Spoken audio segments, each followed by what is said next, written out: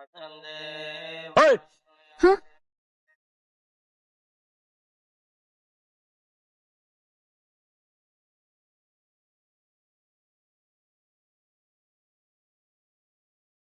ಅವನೇ ನಿಮ್ಮಪ್ಪ? ಹ್ಮ್.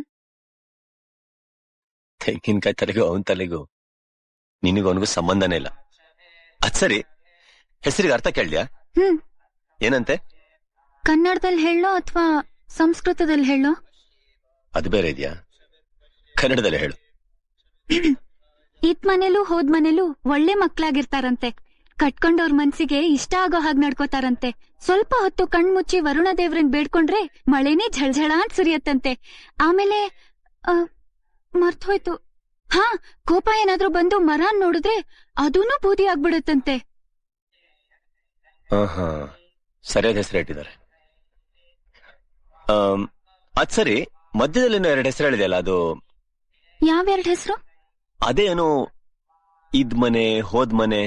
ಹಾ, ಇತ್ ಮನೆ ಅಂದ್ರೆ ಹುಟ್ಟಿದ್ ಮನೆ, ಹೋದ್ ಮನೆ ಅಂದ್ರೆ ಗಂಡ ಆಗೋನ್ ಮನೆ.